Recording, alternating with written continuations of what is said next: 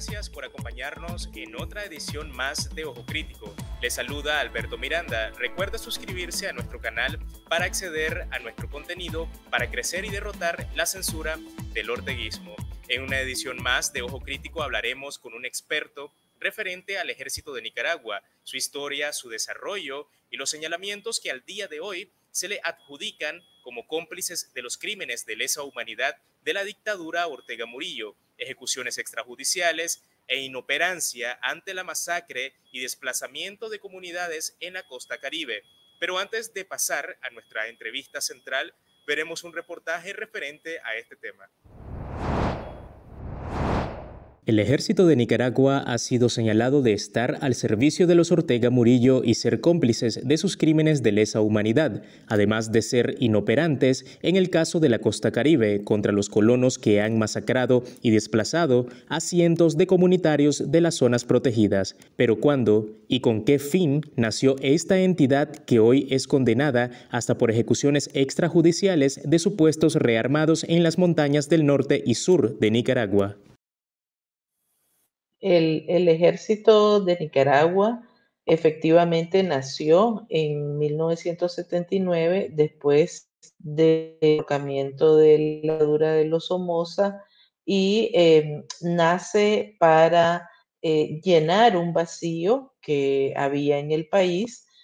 Cuando surge el Ejército Popular Sandinista, se crea también, como dije, un Ministerio de Defensa y entonces se separan las funciones de la defensa.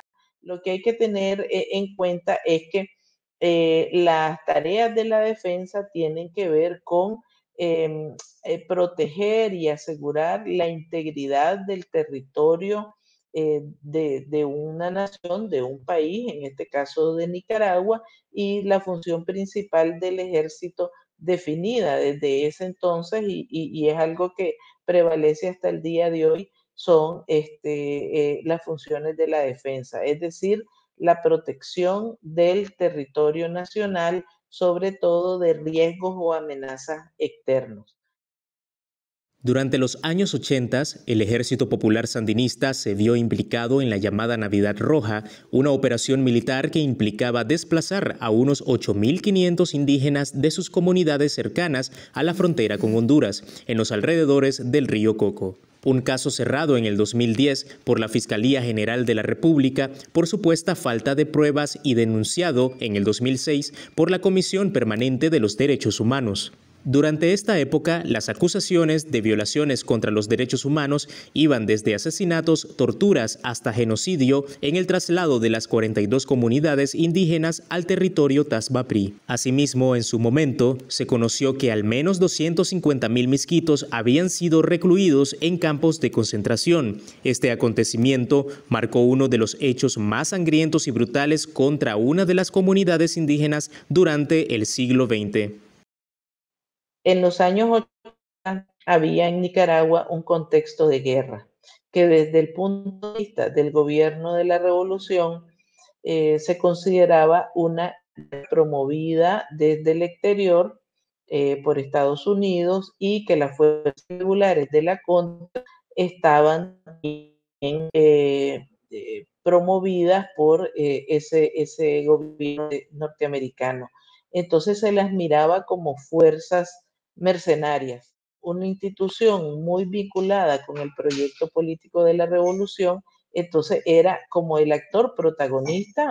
Hay una sentencia de la Corte Interamericana de Derechos Humanos que establece las responsabilidades en la participación de diferentes actores y del Estado de Nicaragua en ese caso.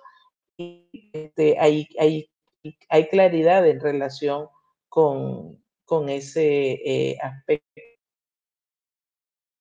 Tras la derrota electoral de Daniel Ortega, la transición de una dictadura a la democracia, el cuerpo castrense pasó de ser un brazo armado a la orden de un partido a independizarse del proyecto revolucionario y constituirse como ejército nacional. Sin embargo, en el 2007 Daniel Ortega volvió al poder con un sistema de sumisión de la institucionalidad democrática y de los poderes del Estado. El ejército pasa a ser objeto de un proceso de institucionalización Y cuando decimos de institucionalización, pasa a ser un cuerpo armado, apolítico, apartidario, sin ninguna representación o identidad política o ideológica, ¿verdad? Por lo menos en la Comandancia General de Ortega encontró la oportunidad de que ahí existían ya a la cabeza del cuerpo castrense oficiales, cuadros militares, sin la capacidad de decirle, mire señor, mire comandante, mire señor Ortega, nosotros tenemos que cumplir con nuestro deber y mandato constitucional de, por ejemplo, armar a los grupos irregulares. Nosotros no somos un cuerpo armado partidario, nosotros somos el ejército de Nicaragua y la institucionalización del ejército costó demasiado como para que ahora haya una confusión, además de Estado, partido, familia o Estado, partido, familia y ejército, ¿no? Es decir, hizo mucha falta, creo que ha hecho mucha falta un liderazgo militar claro en ese sentido, ¿no? Y yo creo que ahí la responsabilidad clara e evidente la tiene el general Julio César Avilés Castillo, que no ha tenido ni siquiera la capacidad de poder mandar, coordinar y decirle que no a Daniel Ortega y Rosario Murillo. Yo creo que también había un proceso paulatino, no solamente de la narrativa de la dictadura, de recordar de que el ejército es un ejército sandinista, etcétera, sino también hubo un proceso institucional. Recordemos la aprobación de la famosa Ley de Seguridad Democrática en el año 2010, que luego pasó a ser la Ley de Seguridad Soberana, que le establece algunas atribuciones al ejército de Nicaragua. Durante los siguientes años de gobierno en el norte del país, surgen rumores de supuestos grupos de rearmados que actuaban con motivaciones políticas debido a la actual crisis institucional que se venía orquestando. En la mayoría de los enfrentamientos entre el cuerpo militar y los rearmados, a quienes calificaban de grupos delincuenciales conformados para cometer abigeato y tráfico de drogas, casi nunca hubo heridos o capturados, solo muertos, como el caso de la Cruz de Río Grande en noviembre del 2017, donde Elia Valle señaló al ejército de Nicaragua como supuestos autores del asesinato de su esposo y sus dos hijos de 16 y 12 años, en un operativo militar contra presuntos delincuentes, según un reportaje de Confidencial. El mismo reportaje señala que en enero del 2015 una mochila bomba mató a Sereno y Nacho, miembros de un grupo de rearmados. También se les adjudica la muerte de Yahob, uno de los primeros alzados en armas y el primer muerto, al igual que Pablo Negro, Cascabel, el Flaco Midense, entre otros.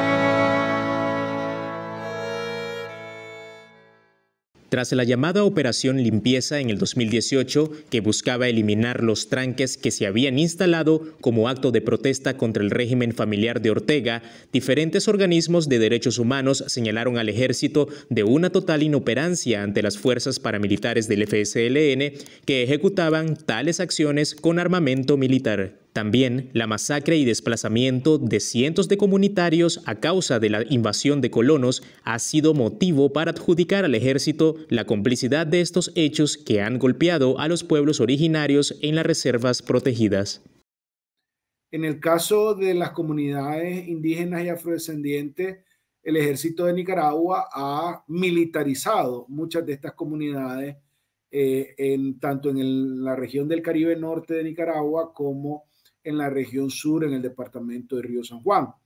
Esta militarización no ha significado un aumento de la seguridad, sino todo lo contrario. Hemos visto cómo diversos asesinatos a comunidades indígenas, a liderazgos indígenas, han ocurrido en la zona del Caribe norte de Nicaragua.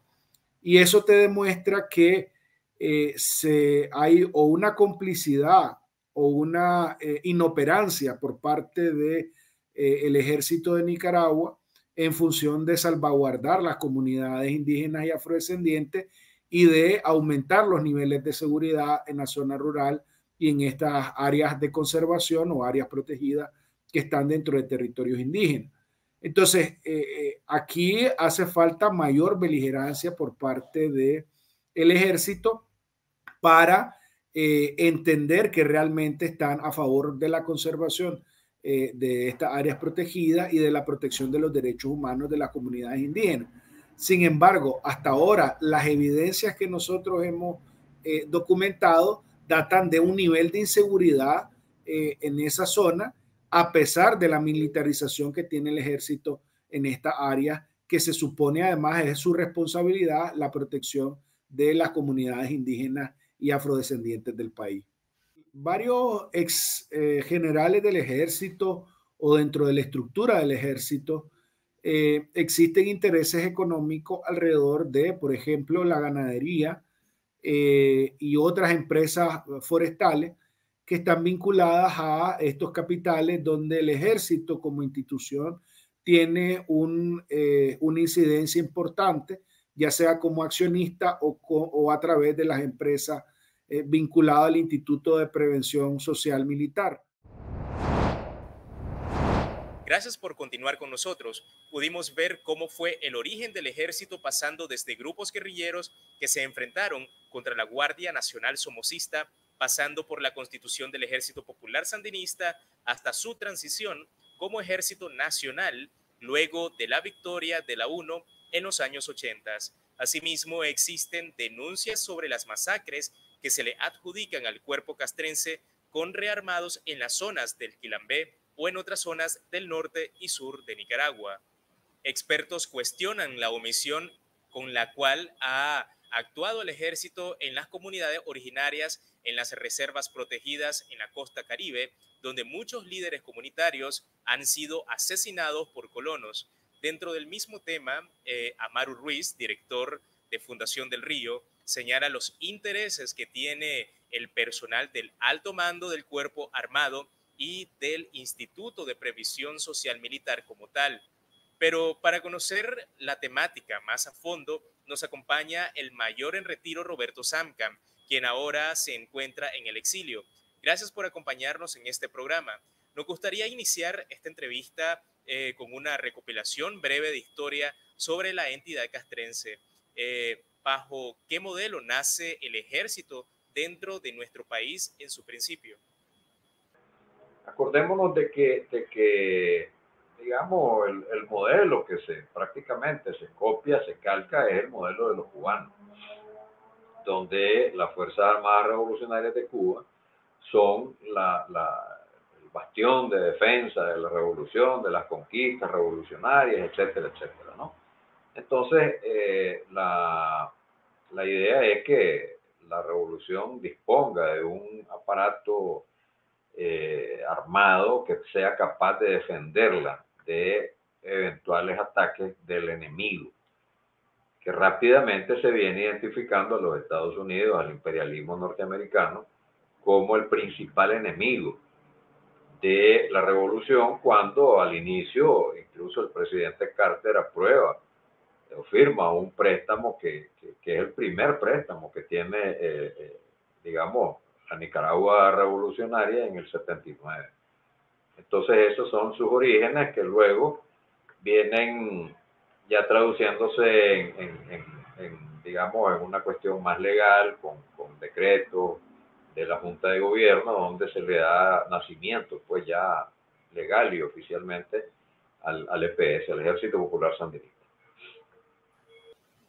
Don Roberto, antes de pasar a la transición democrática en Nicaragua en los años 90, me gustaría repasar un importante y oscuro episodio de esa época, que fue la Navidad Roja, donde se asesinaron a muchos comunitarios misquitos cerca de la frontera con Honduras.